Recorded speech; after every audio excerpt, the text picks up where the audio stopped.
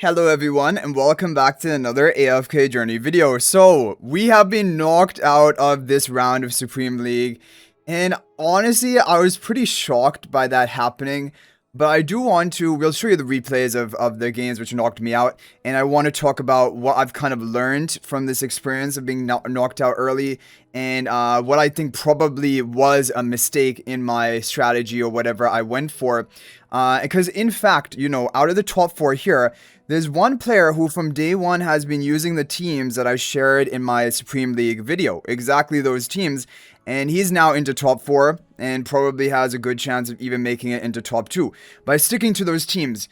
And me, on the other hand, the problem I have is I don't like uncertainty. And for some reason, I think that, if I overthink things, overplan things, go for extra theory crafting, it's somehow going to improve my chances of winning. When in fact, I think it actually ends up just basically shooting myself in the foot. Because I then come out with some kind of crazy-ish teams. So this is a player who beat not only me, but also beat the player who I showed in my video, the 108 million power player, who I was very scared of his teams. This player beat both of us. And I want to talk about what went wrong in my game. So we'll actually show it from my side, just so we can see it better. So first of all, okay, well, kudos definitely for them because they played a comp which specifically counters Saida Contest, which I've never seen this comp, by the way, before. Also is running Alna, which, the player doesn't have Sulfura, I guess, so that's why they're running it here. But either way, this is a comp which counters Saida Contest even without the Alna in it, which was pretty interesting to see. Like, this was a team that I was expecting to almost definitely get a guaranteed win. Usually that is how it does. But this was good. So we'll watch that. Now the other team, which I'm very disappointed in. Yes, this is the Lamentis team. I told you guys I wasn't going to share my Lamentis team because I was testing it and I wanted to see how it was going to work first. And turns out it's pretty terrible. Honestly, unfortunately, Lamentis, as you guys can see as well, I did even upgrade his refinement because, I thought that this was going to work, but honestly, I should have stuck to my first instinct when we did the day 1 testing of Lamentis, and just the fact that he's just not really good enough, and in fact, it's very ironic because the team which beat me is the team I was running in the previous round of Supreme League with Marcilla, who now my Marcilla is completely reset, and instead I've allocated onto Lamentis, and now we lose with that same team against that same team. So Marcilla's come for her revenge, basically. Now, I do want to talk about Marcilla a bit because she's actually doing still pretty decently in Supreme League. Not necessarily do I regret resetting her. I think I do have other options, even regardless of Lamentis. But yeah, Marcilla is actually working somewhat decently. We're gonna take a look at that as well. And then this team 4, so our Pandora Cryonai did lose to Perseus. It was a very close match. It could have went either way.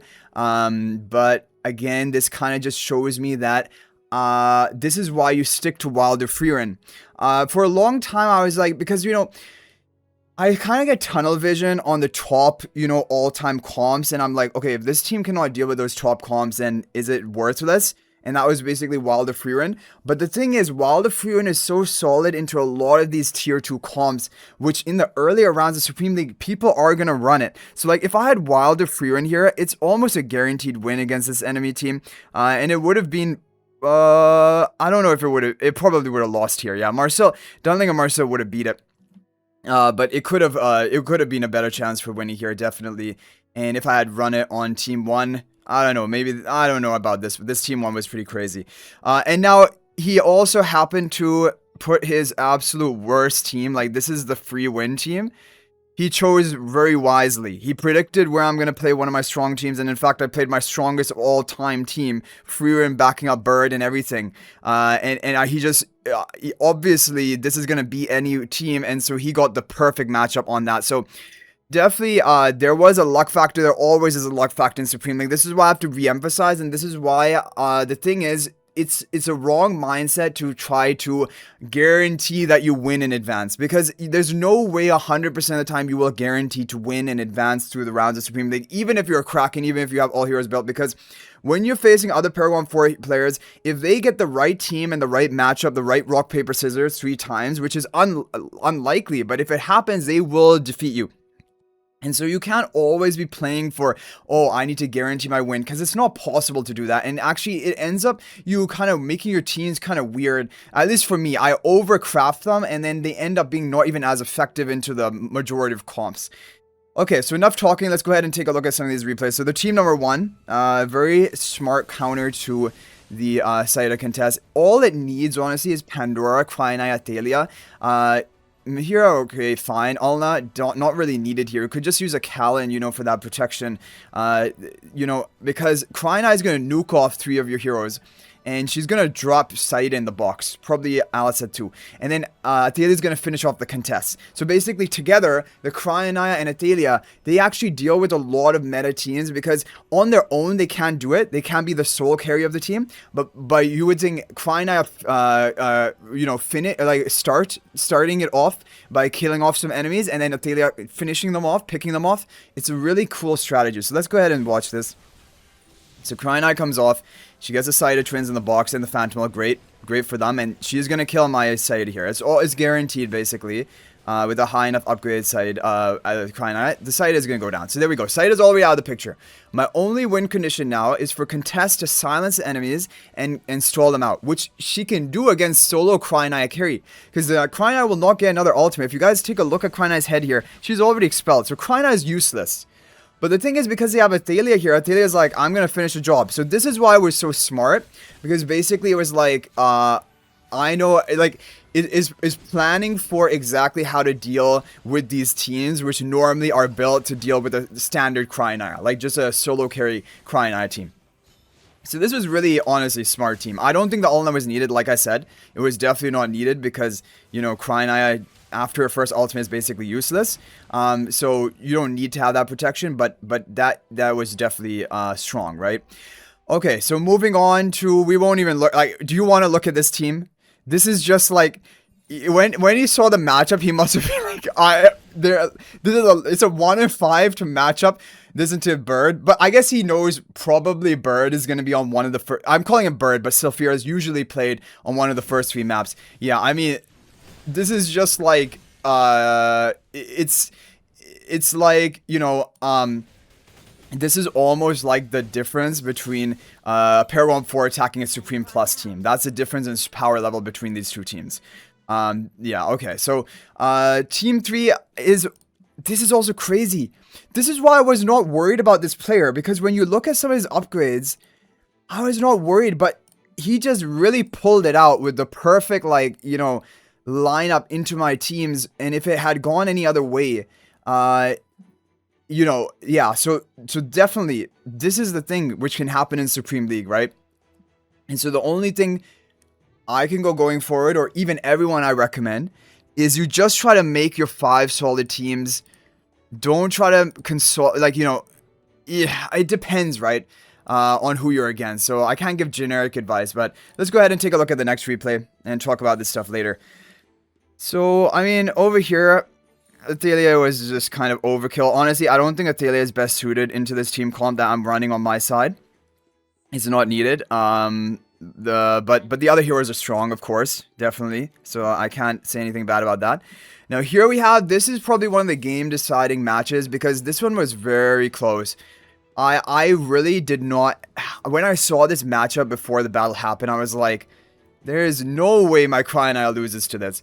But there is a way, and you guys are going to see what happens here. So we have a tune so that we deal with Lily May. I was always planning for Lily May because our Slays moves before the Cryonite. So Cryonite gets a free ultimate, so it's not that lost us. The problem was Cryonite just couldn't nuke hard enough. Now, it probably comes down to this artifact. This is not the greatest artifact, but I had nothing left over, right? I was using my different artifacts on different teams. If I had run, like, Breakthrough Spell here rather than Vine Snare, if I had run, you know... Vanguard spell obviously is taken, but like even like Wingard spell or something, we would have had the damage and we would have dealt with this. But you guys are gonna see what happens here. So we nuke the Xandrock, we nuke that. So oh well, Xandrock are dead, but now Xandrock's dead. Now Perseus has good survival because of all the temporary buffs, right? He also has a frontline spell for damage reduction. He's going to get that burst of healing when he drops below a certain health. So there he gets a burst of healing. So it looks like in our first round of the ultimate, we're not quite doing enough to actually get him. But then you might be thinking, does he just nuke you right now? Krina is low on health, right? But no, he doesn't nuke. We somehow get another ultimate in here. Ravion saves my Krina, as you guys can see here. Right? So my Krina gets another ultimate. But I think the enemy Sleaze got off an ultimate for that healing, right? And so we're gonna nuke the back. Perseus, I think, has he lost his temporary buffs? Because it seems like he's not doing true damage anymore. Or he's Vine Snared or something. Anyway, we got the Sleaze in the back. And now look at this. We almost get the Pang. And then there would be no more shielding for the Perseus. But now what happens is we don't get the Pang. And now there's gonna be shielding from the Pang onto the Perseus. And we just don't... we cannot get it done right here. So that's, honestly, yeah, I mean, again, kudos to him for this comp. This is not a bad comp that he's running.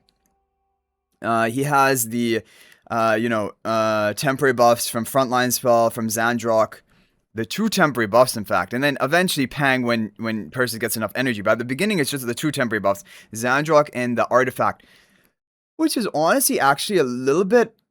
if the enemy has a Siren or something, you don't even get the 2 temporary buffs. But anyway, he got the 2 temporary buffs, which is big for him, obviously. And then he had, the bruisering factor with the Sleaze and the Pang. So definitely interesting team comp. Definitely you guys can take some inspiration from that. Definitely not a bad team. Okay, moving on to Team 5. So Team 5, he has a Marcel against my Lamentis, right? Now... I, again, thought for this matchup I would be favored because I thought Marcel would not have the damage without her ultimate. But I was wrong. She somehow still did so much damage to my team. Almost blew up the team in seconds. So this was the combo I'm running. Let me just explain it a bit. We have Peggy. It's a full summoner squad. We're even running Zany rather than Rowan. Now, in the past, I had tried this Lamentis team with Rowan. It just didn't seem effective enough because... it sometimes lacked the damage, sometimes lacked the front line, and so I went for a more greedy strategy, which is we have the Wingard spell, for that protection, and we have the Peggy. So if Peggy can just charge up energy naturally, get off her ultimate, we're still gonna get that damage reduction. But as you guys are probably aware, well, obviously it's a Dunlinger versus Dunlinger, so I'm not gonna get off an ultimate. So because the whole idea for this Lamentis comp is you just need to stall it out. You need to protect and stall out, which so far, I mean, we're fine, right? The team is healthy, but now Marcel begins nuking with her non-ultimate, right? Just with their skills, and boom. And with the Lorson as well, with that extra damage. Already a lot of my summoners have disappeared. We're already low on health, and now boom, it's all gone. So yeah, he's running the Lorson Marcel team, which was what I was running in the previous round of Supreme League. And I thought that it didn't just do well enough against the top meta teams. That's why I got rid of it. And now I almost replaced it for Lamentis, and we lost Lamentis versus Marcel. So it's like, again, ironic ending. Yeah, so what can we learn from this is that it's best not to overcraft comps. It's best to stick to solid and tested comps. Like, for example, this player who just is running my Supreme, the ones that I posted in my video.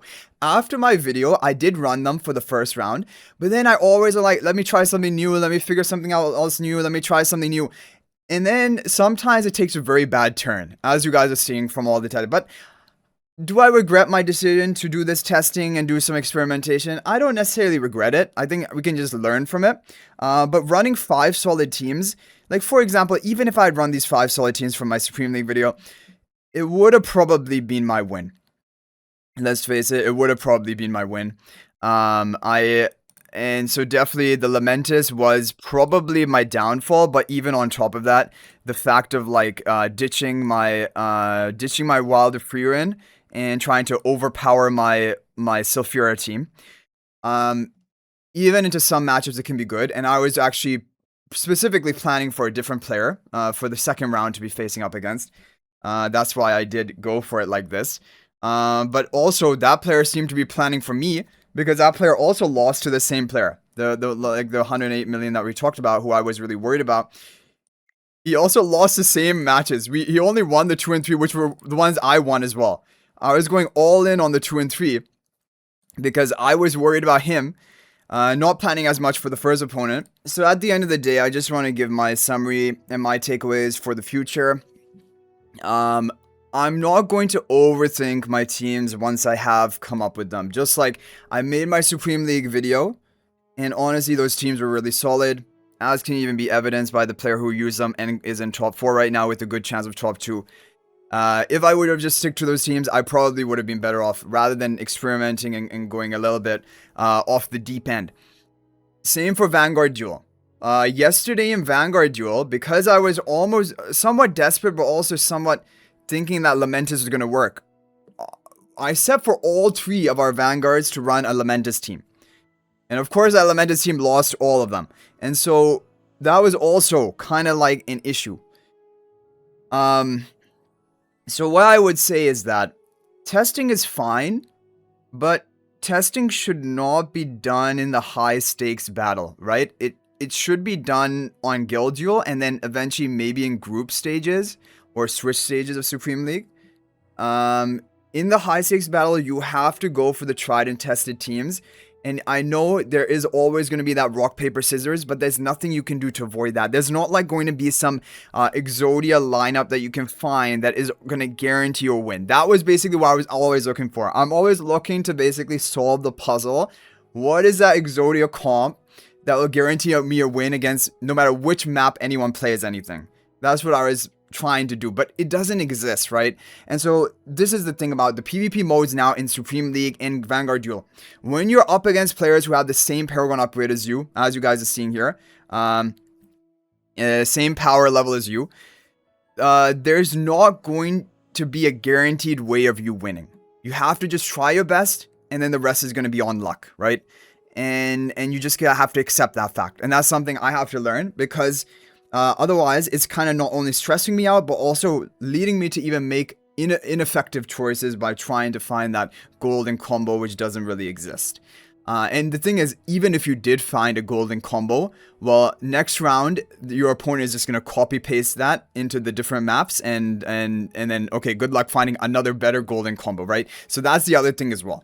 But anyway, guys, that's going to be it for this video. Let me know what you thought about this in the comment section. Let me know how your Supreme League is going.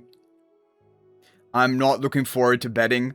I've talked about my problems with the betting system for this and the spectator system. I'm not a fan, but we're gonna do it. And yeah, so anyway, guys, thanks for watching. And if you're thinking about making a purchase in AFK Journey, please use my affiliate link for the official Firelight store. This is the best way you can support me and also gain 5% bonus dragon crystals on your purchase. My affiliate link is in the description of this video and a pinned comment, and you can actually bookmark this link in your browser, and whenever you're planning to make a purchase, just return to the bookmark link and make your purchase. It will support me and be greatly appreciated. So thanks for watching. I'll hopefully see you in the next video, and until then, everyone, peace out for now.